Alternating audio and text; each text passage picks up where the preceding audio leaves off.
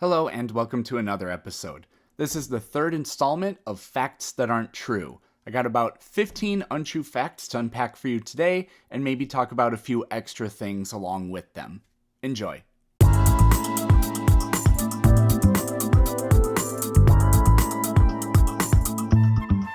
First up is the idea that swans mate for life. Swans will pair for a while, but not necessarily for life. The idea of mating for life is kind of a common thing with birds, but it's not really true. There are birds that will pair for life and they will raise young together, but cheating is very common in bird species.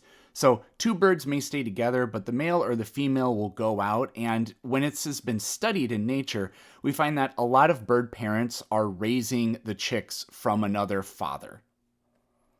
Next up is the taste regions of the tongue. So you've seen the taste bud map before, the sweet, sour, bitter, salty, and meaty regions. Yeah, there's really nothing to that. We can taste any kind of taste in any part of the tongue. Now, what is true is there are parts of the tongue where the taste receptors are more concentrated, but that would just make it so you taste any kind of flavor more intensely. And the part of our tongue where taste buds are more concentrated or most sensitive is the side of your tongue, which kind of makes sense if you understand how taste works.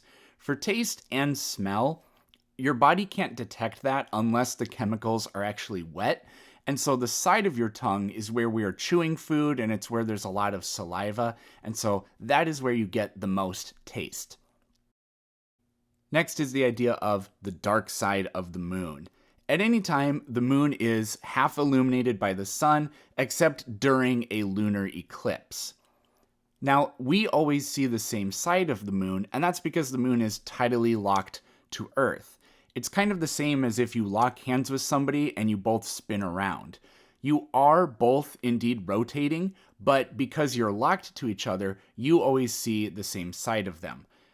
The so-called dark side of the moon is really the far side of the moon, what we don't see, but that does see sunlight during what we call a new moon that is fully illuminated. Next up is the idea that you shouldn't wake sleepwalkers. There just really isn't any evidence or good argument that it's more unsafe to let somebody walk around basically blind than to wake them up, even if it is going to be a little bit disturbing for them. Next up, we have another bird fact. So you've probably heard that you shouldn't touch a baby bird that's left on the ground because the mother will abandon it. Yeah, there's nothing to back that up, and birds actually do not have a very great sense of smell. Bonus fun fact, us and chimpanzees share most genes. We're very closely related. It turns out about half of the genes that chimps have that we don't have to deal with smell. Bonus fun fact, our sense of smell is the strongest elicitor of memories. Next up is the idea that the Coriolis effect makes water spin in toilets in the southern hemisphere in the opposite direction they do here. This is actually the beginning to the plot of a really great Simpsons episode where Bart makes a $900 collect call to Australia, and then he has to go to Australia and apologize, and he ends up just mooning the Prime Minister instead. But the Coriolis effect does not work. It does not happen in small bodies of water like toilets. The Coriolis effect makes water circulate in oceans because of the differences in speed between Earth spinning at its equator and then farther away. But like I said, you need huge surface areas for this effect to take place, and it's not going to happen in a toilet. Next up is the claim that hair and nails grow after we die. They really don't. Now, when you die, some parts of your body stay alive briefly. The cell activity is still going, but definitely not long enough to let hair or nails grow.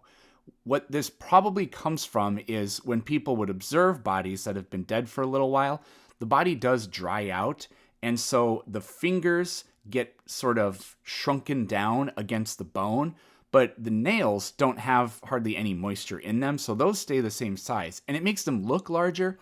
And then in the face, you can imagine if the face got shrunken in, that could make stubble that's in the face stick out more. You may have noticed if you shave your legs that when it's cold, your hair seems to stick out more than when you're hot. When you're in the shower and you shave your legs, your skin is hot and you're absorbing a lot of moisture. So our skin puffs up just a tiny bit, but then when you cool down, the skin contracts, but the hair does not. Next up is the Sahara Desert is the largest desert in the world. This is false. Antarctica is the largest desert in the world. In fact, the Sahara is the third largest desert in the world. I always thought it was the second. Now, it is the largest hot desert, but technically, the Arctic region is classified also as a desert, and it virtually never snows there, and that is the second largest desert in the world. Next up is the North Star is the brightest star. I ask my students this every year, and they always think that the North Star is the brightest. I think it's because it's one of the only stars that we actually know the name of. Funny enough, the North Star's real name is Polaris. But the actual brightest star in the sky is Sirius. But I'm going to go on quite a long rant here, because while Sirius is the brightest star, it hasn't always been the brightest star. 7,500 years ago, a star in the Milky Way went supernova. 6,500 years later, that light finally reached Earth. The star was many light years away from us. So the year was 1054, and the date, funny enough, was the 4th of July. Today, you can't see the light from this explosion with the naked eye anymore, but in 1054, the light was so intense that it shone significantly brighter than the planet Venus, which is the brightest thing in the night sky other than the moon. In fact, Chinese astronomers, their records indicate that this supernova was visible during the daytime for 23 consecutive days, and then could be seen with the naked eye for 642 days. Today we can see what's left of the supernova. It's a so-called supernova remnant, and we call it the Crab Nebula. Look it up on Google because it looks really awesome. You'll see that there's an intense glow within the nebula, and that comes from a spinning pulsar that is in the middle. A pulsar is just a spinning neutron star, and a neutron star is what's left of the core of certain gigantic stars after they collapse inward and then explode in a supernova explosion. The rest of the star gets ejected and forms most of the stuff that you see in the photos of the nebula.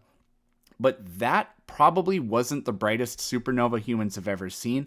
That was almost certainly supernova 1006.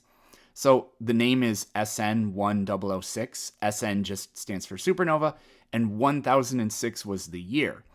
We think it occurred around the 1st of May in that year.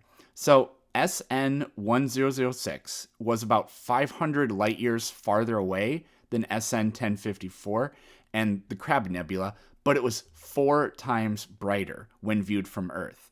So it appeared 4 times brighter from where we are, but brightness is measured on a scale called apparent magnitude.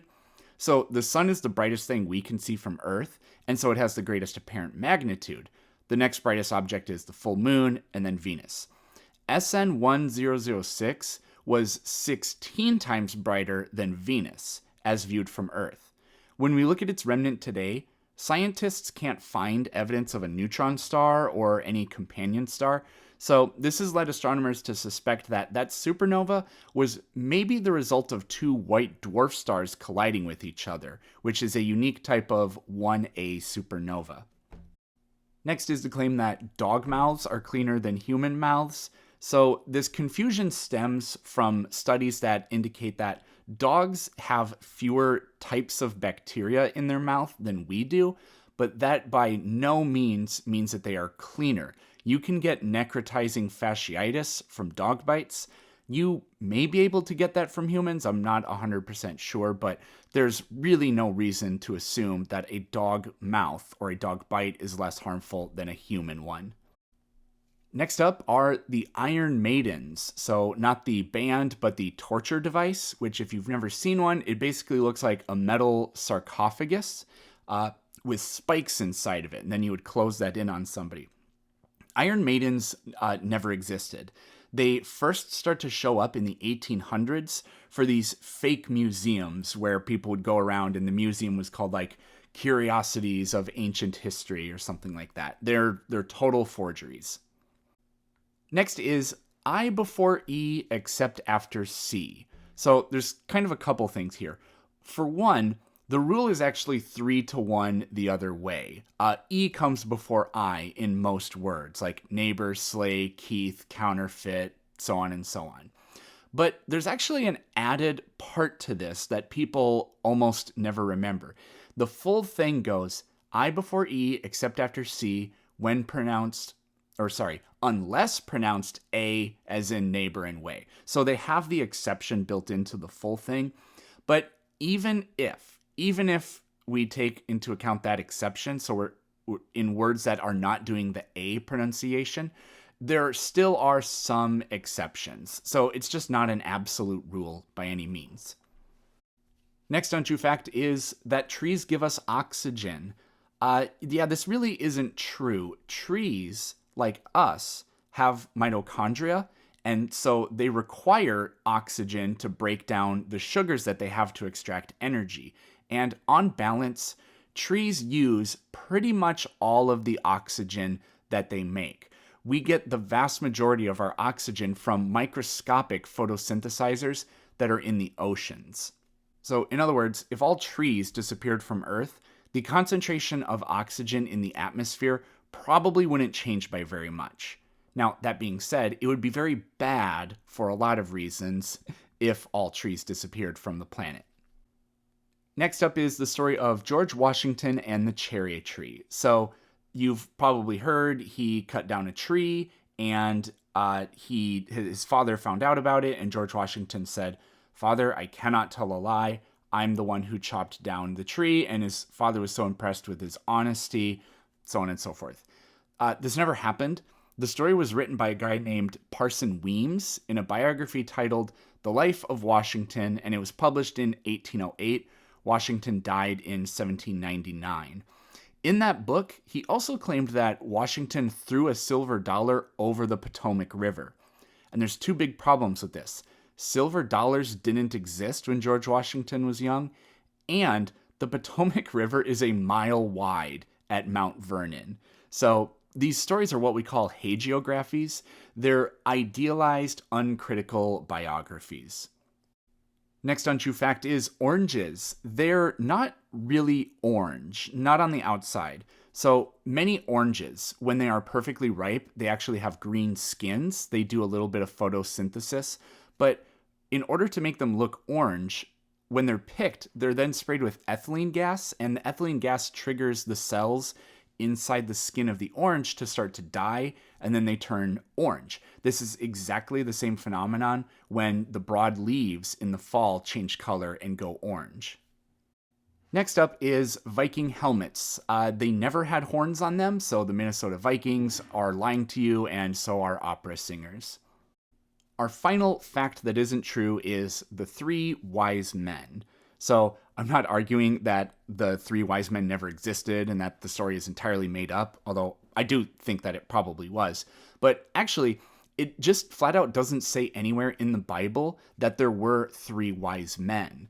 The Gospel of Matthew is the only gospel that mentions them, and they're called magi, but there's no number given.